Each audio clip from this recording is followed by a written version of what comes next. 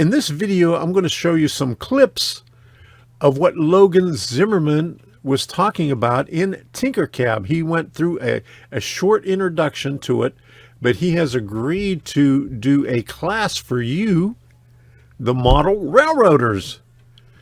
So far, we got about 10 people to sign up for it, and we'll probably do this on a Wednesday live stream, either between Christmas and New Year's or after New Year's on a Wednesday evening. We'll just have to get those dates straightened out for everybody to be present, especially Logan. He's very knowledgeable in Tinkercad, and he has agreed to do this. And the good part about it is this is interactive. So if you have questions, you could ask him in the live stream. And then that way he could answer it right there.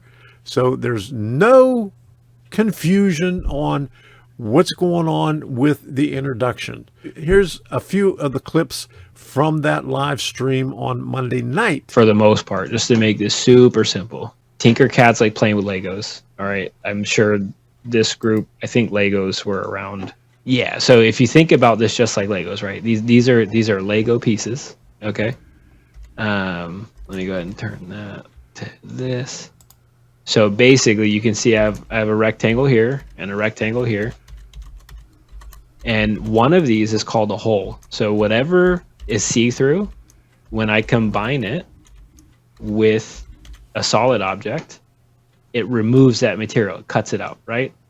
Or, like Legos, if I take another brick, right, and I want to put it here, stretch that out, a little bit of centering stuff, right, get this thing centered, and then you can group that together, and then now you got a little garage going on, right?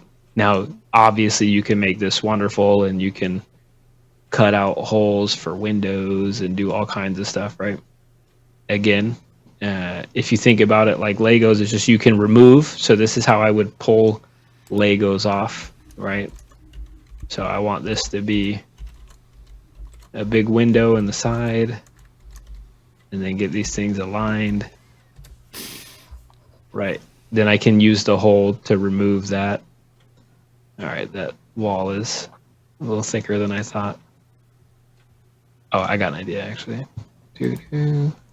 So if you go to Tinkercad, right, this is kind of the first way to get involved in modeling. And so you can, add a little window, and you can put things in between. You can have the roof. It can be separate, right? You can just play with this and come up with your own creative thing. And it's honestly, you play with it enough, and you find out that you can make neat things, and it's really not that hard if you spend some time, again, thinking about it almost like a kid again, and a little pencil eraser or something. So you can rotate these objects and add them on. This is not the scale, and I know you guys are scale people, but I would encourage you guys to get into a software like this. Play around, right? Be inquisitive. What does each component do? If you want something that doesn't exist, because I've heard that your vendors don't always have everything that everybody wants, right? They can't be everything to everybody. Yeah, that's correct. And yeah, so you could do something like this. Make sure these things are all aligned. So the program you're using, is that Tinkercad? This is Tinkercad. Oh, okay. And so let me do a shift. Okay. So, now we can have,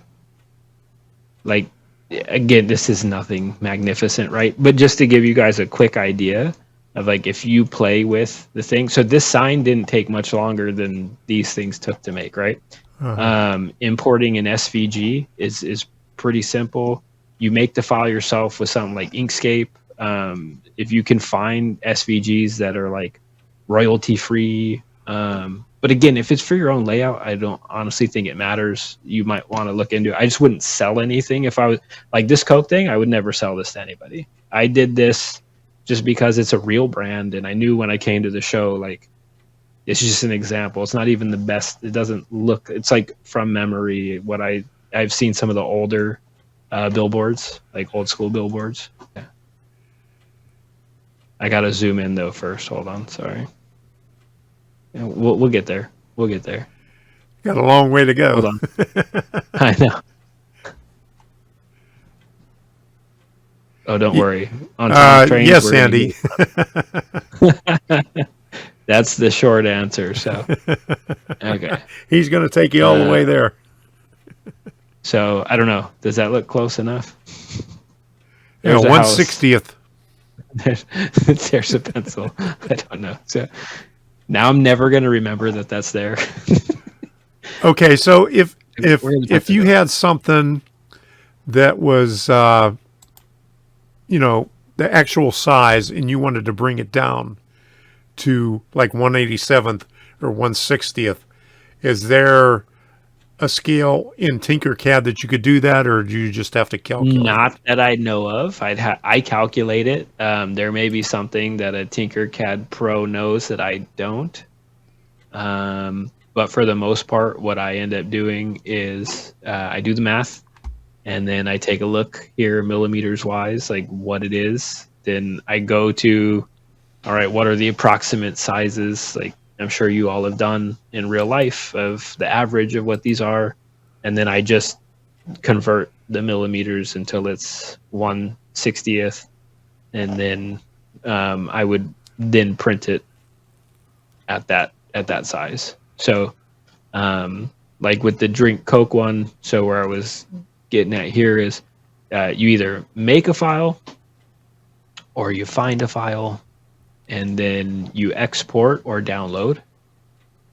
And then after you get the file, you pull it into, well, you come into your slicer, and then you can add in, slicers are pretty similar, but you can tell it, hey, the sign example, grab that, and then it pulls it into the file. For the most part, if you take your spool of filament, this guy says nozzle temp 215 plus or minus 10 degrees Celsius, heat bed temp 50 degrees plus or minus 10 degrees Celsius. So you'll plug those numbers from the filament into your slicer. And so if I'm using PLA, which is what that was, come here to PLA, and then I'll just verify in my filament settings.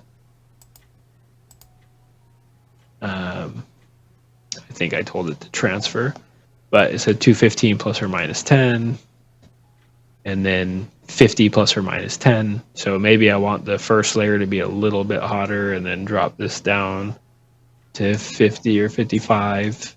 And some of it is so minuscule, it doesn't change. Like you have some variation. It doesn't have to be exactly 60 degrees Celsius, right?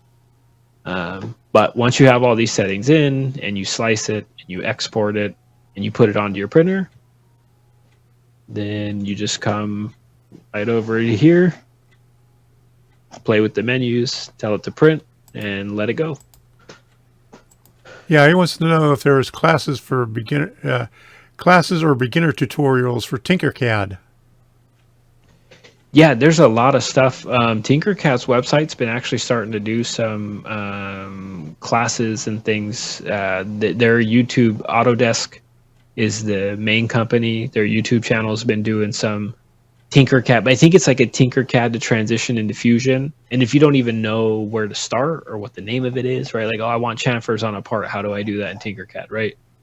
You might, if you don't know what a chamfer is, then you don't know to look for it, right? So I haven't necessarily found a good resource for Tinkercad, like just straight, like from start to finish. I used to run Tinkercad classes, and actually I can give Tom a file that I made for some students in New York. And then also, I mean, if there's enough people, I don't have a ton of free time, but we can maybe schedule something like a intro to Tinkercad kind of thing. But preferably I'd like to do that in a group, so I'm not doing like 15 different classes, right? Do it all at once. All right. Any possibility of a price reduction to compete with Creality or any cubic, like a promo code Logan or something like that? So the easiest way to do it is if we're at a show, they give out promo codes at the shows. So if we're ever at a 3D printing show, I can get like vouchers and things, but I think the max I've ever seen is 10% off. All right, you were earlier. You were talking about trying to go to more train shows, and while Yep. you said that, Sparky came up with, "Are you going to Amherst, which I is would in like to. Springfield, Massachusetts?" I would like to. I have one other event that I have to verify. That's in Florida that they don't conflict on the same weekend. I sadly, before I got permission to go, I didn't get a booth, and it sounds like Amherst is one of the more difficult. Like you have to sign up well in advance. I'd love to just have a booth and have our products, but I will most likely, not 100%, but attend and just go and maybe if the coordinators or anybody knows can get me in touch with the coordinators, they're okay with me bringing some like things to hand out and give away. Maybe I can try and get some of these flyers to bring with me or something. We can get like a handful of discount codes for your community. I'll see what I can do. But I will probably go attend, see what it's about in the next year exhibit at Amherst, because Yeah, it Amherst sounds like is it's well probably worth. the biggest show for model railroaders, so that Yeah. would get a lot of exposure there. Yeah, so I think the plan was to exhibit this year, but I didn't realize how soon I had to get, and I found out about them not like I think October maybe. If there's a way to get a table, I'll bring stuff, but if there's not, I'll attend and maybe just bring some giveaways like prints or swag or something I can get my hands on to bring with me. All right, here's another one. Does Prusa have a free version of the slicer and a paid version? No, it's all free. Everything's open source on the Open slicer source, front. yeah, okay. Yeah, so that one is you could go download it tonight and play with it if you want. Like you could literally right now go get Prusa Slicer, download on your computer, go to printables, grab a model, import it, and just play with the settings like we were looking at. I put up a QR code right here for my email address, so you could just scan it with your cell phone and send me an email to workbenchwednesday@gmail.com and let me know if you're interested in this class. Now, remember, we can change it to wherever, we get the most people that can come.